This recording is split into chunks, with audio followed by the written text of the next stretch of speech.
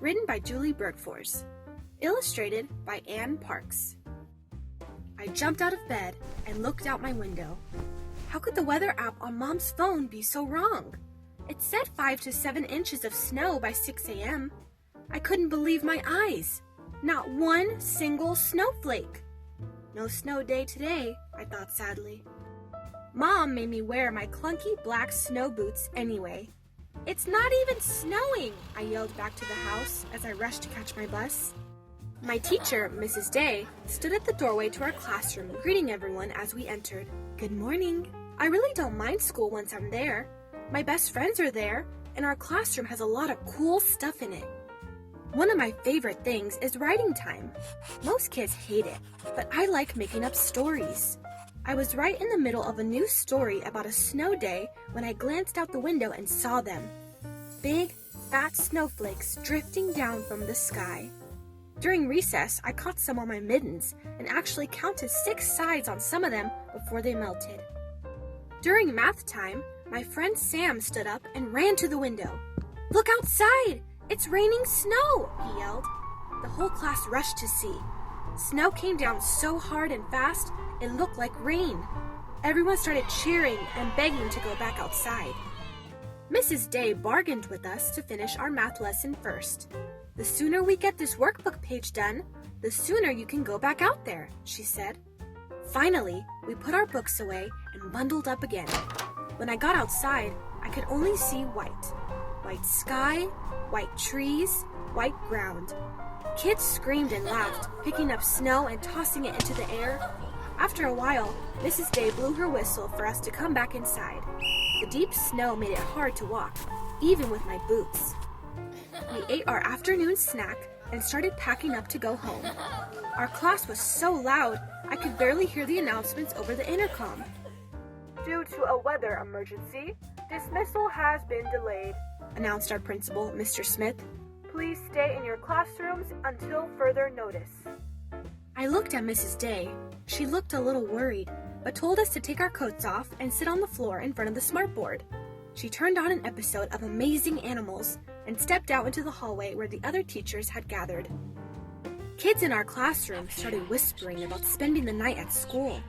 Then they started arguing over whether or not that could actually happen. I started to get a weird feeling inside. I could see snow piling up outside.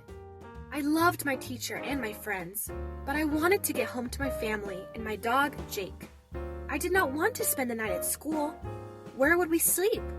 What would we use for pillows? What if I had to go to the bathroom in the middle of the night? My mind raced with questions. Mr. Smith spoke again. This time, everyone listened. "Staff and students, I need everyone to remain calm and listen carefully. Due to the extreme weather conditions, we are going to spend the night at school. Your parents are being contacted right now. Supper will be provided, and your teachers will give you instructions on how to proceed. I expect everyone to help by following our school rules and listening to your teacher." I looked around the classroom. Some kids clapped. Others cried. And some just ran around in big circles. I didn't know what to think. I felt scared and worried and a little bit excited. Mrs. Day clapped her hands for attention and told us to take our seats. "Okay, class, you heard Mr. Smith. We're all here together, and this will be your home for the night. So let's put our things away and plan some after-school activities." First, we got to run relay races in the hallway. We divided up into teams of 4 and ran up and down the hall, tagging the next runner until one team finished first. After that, we went to the art room and painted snow scenes on blue construction paper.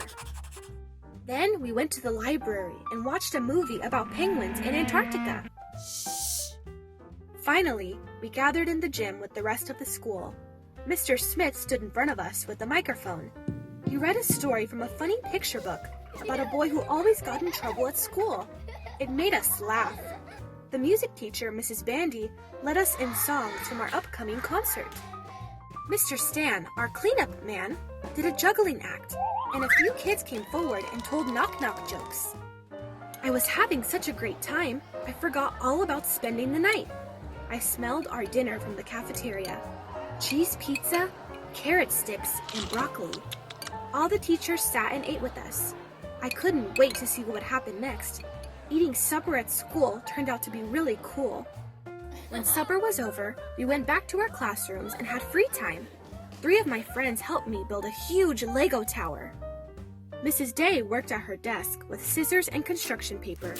Our school nurse came to check on us and passed out toothbrushes and tiny tubes of toothpaste. Mr. Stan dropped off some blankets and did some more juggling. Mr. Smith came to see that everyone was okay. We washed our hands and faces, brushed our teeth, and got ready for bed, just like at home. I felt weird again and wondered how my dog would do without me. He likes me to read to him before we go to bed. When I walked back into the classroom, I saw the kids sitting around a little campfire made out of construction paper with red, orange, and yellow tissue paper for the flames. Some kids were even pretending to warm their hands by the fire. This reminded me of a camping trip I went on with my cousins last summer. I started to forget about home. Mrs. Day told us stories about her family and a time when she spent the night at a gas station when her car broke down. We all got to take turns telling about times we were scared and how things turned out okay in the end. One by one, I saw my classmates close their eyes and put their heads on their coat pillows. "I'm going to stay up and watch over you tonight. It's okay to close your eyes, Michael," Mrs. Day whispered. "Maybe for a few minutes," I thought.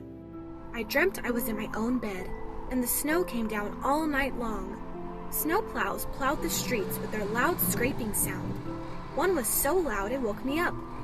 I started to jump out of bed and realized I was on my classroom floor. Other kids started getting up and looking outside. Snowplows were all around the school, along with large yellow scooping machines moving the snow and making huge piles everywhere. I could hear lots of commotion in the front hallway.